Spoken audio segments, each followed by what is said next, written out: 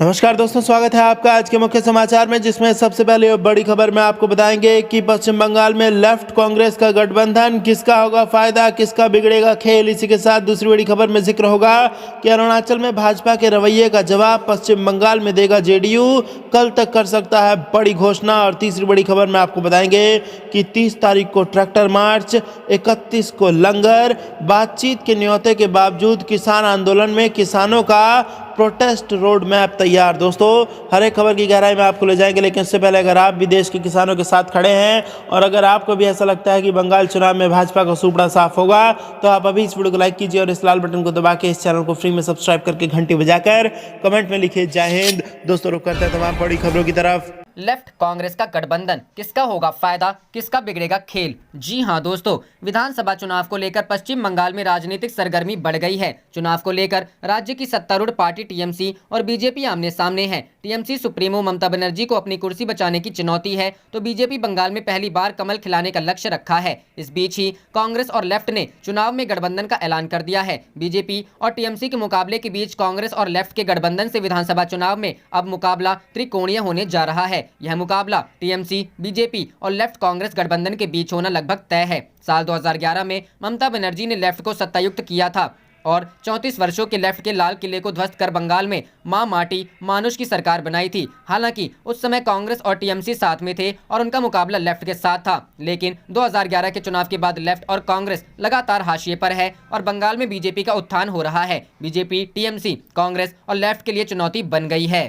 रुक करते हैं अगली खबर की तरफ। अरुणाचल में भाजपा के रवैये का जवाब पश्चिम बंगाल में देगा जेडीयू, कल तक घोषणा। जी हां दोस्तों, पश्चिम बंगाल चुनाव के ठीक पहले अरुणाचल प्रदेश में जनता दल यूनाइटेड के 7 में से 6 एमएलए को तोड़कर भाजपा में लाना एनडीए के अंदर दंगल की शुरुआत है। भाजपा ने इस दंगल की शुरुआत की है और अब आज और कल जेडीयू इस रिंग में अपने खिलाड़ियों को उतारेगा। आज से कल तक जेडीयू के राष्ट्रीय नेताओं की पटना में हो रही बैठक के बाद इसकी घोषणा हो जाएगी और इसके साथ ही बंगाल के रणक्षेत्र की सीधी तलखियां बिहार के भविष्य की नींव में गड़ देगी। जेडीयू की राष्ट्रीय बैठक आज। कार्यकारिणी कल। अरुणाचल प्रदेश के जिन विधायकों को भाजपा ने अपने पाले में किया, वह भी 26-27 को बिहार आने वाले थे। बिहार में 26 दिसंबर को जेडीयू की राष्ट्रीय बैठक में वह विधायक नहीं होते, लेकिन अगले दिन राष्ट्रीय कार्यकारिणी की बैठक में उनकी उपस्थिति मायने रखती। लेकिन ऐन वक्त पर भाजपा ने सत्ता में रहते हुए अरुणाचल प्रदेश में जेडीयू के एमएलए को तोड़ा, तो नीतीश ने एक तरह से चेतावनी दे डाली कि उनकी बैठक अभी बाकी है, यानी उन्होंने अरुणाचल का बदला लेने की एक तरह से तैयारी बता दी है। बिहार भाजपा में नीतीश के बयान के बाद से बेचैनी है, लेकिन फिलहाल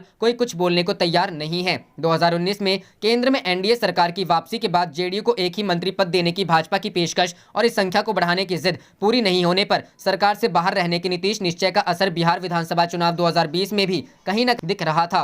बिहार चुनाव के दौरान में नीतीश कभी भी भाजपा पर अंधविश्वास नहीं कर सके और परिणाम ने दिखा भी दिया कि वह सही थे। एनडीए में शामिल लोक जनशक्ति पार्टी के अध्यक्ष चिराग पासवान के रवैये के कारण जेडीयू को भारी नुकसान हुआ। मुख्यमंत्री तो नीतीश बन गए, लेकिन पुरानी ताकत नहीं दिख रही। बिहार में सरकार बनाने के बावजूद संख्या बल में भाजपा से बहुत पीछे रहने और अब अरुणाचल प्रदेश में भाजपा से मिले ताजा घाव के कारण नीतीश इस ठंड में भी गर्म है। अरुणाचल प्रदेश जेडीयू के लिए मायने रख रहा था, क्योंकि उसे बिहार के बाद यही सबसे बड़ी सफलता मिली थी। इसी तरह फिलहाल भाजपा पश्चिम बंगाल में पूरी ताकत झोंक रही है। अब पश्चिम बंगाल में भाजपा का गणित बिगाड़ने के लिए जेडीयू ताकत झोंकता है और वहां भाजपा विरोधी गठबंधन से जुड़ जाता है, तो तलखियां बढ़ेंगी। बंगाल बिहार के बेहद करीब है, भौतिक रूप से भी और राजनीतिक तौर पर भी। ऐसे में भाजपा और जेडीयू के बीच बंगाल में दंगल होगा, तो उसका असर पश्चिम बंगाल चुनाव के परिणाम के साथ बिहार तक भी पहुंचे तो आश्चर्य नहीं होगा।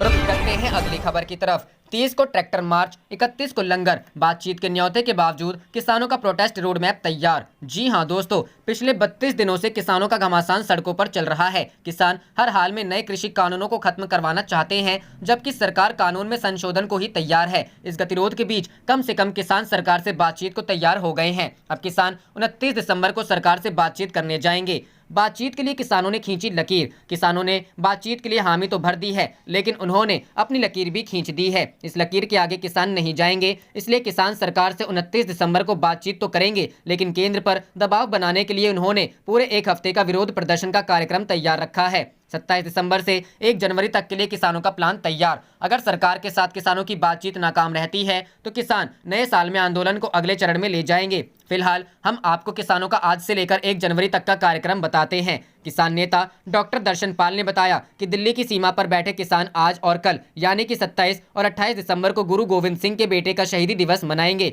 29 दिसंबर को किसान 11 बजे सरकार से बात करने जाएंगे। किसान आंदोलन में ये दिन अहम रहने वाला है। अगर दोनों पक्षों के बीच बातचीत सकारात्मक दिशा में आगे बढ़ती है तो किसान थोड़ी नरमी दिखा सकते हैं, अन्यथा 30 तारीख को किसान ट्रैक्टर से सिंगू से लेकर टिकरी और शाहजहांपुर तक मार्च करेंगे। 31 और 1 को सिंगू बॉर्डर पर लंगर। किसानों का कहना है कि 31 और 1 तारीख को वे लोगों को सिंगू बॉर्डर पर बुला रहे हैं। किसानों ने कहा है कि लोग लंगर खाने और किसानों के साथ नया साल मनाने के लिए सिंगू बॉर्डर पर आएं। शर्तों के आधार पर बातचीत करेंगे किसान। दरअसल किसान बातचीत को तो तैयार हैं, लेकिन इस बार ये बातचीत शर्तों के साथ होगी। इस शर्त को किसानों ने सरकार को लिखकर भेज दिया है। किसान तीनों कृषि कानूनों को रद्द करने के लिए अपनाए जाने वाली क्रियाविधि पर सबसे पहले चर्चा चाहते हैं। न्यूनतम समर्थन मूल्य यानी एमएसपी का मुद्दा अभी की किसानों की मुख्य चिंता है। किसान संगठन एमएसपी की कानूनी गारंटी की प्रक्रिया और प्रावधान पर चर्चा चाहते हैं। किसान पराली जलाने पर दंड के प्रावधानों को बाहर करने पर चर्चा चाहते हैं। इसके अलावा किसान विद्युत संशोधन विधेयक 2020 में बदलाव चाह रहे हैं। दरअसल किसानों का फोकस बातचीत के परिणाम पर है। अगर दोनों पक्षों के बीच गतिरोध समाप्त हुआ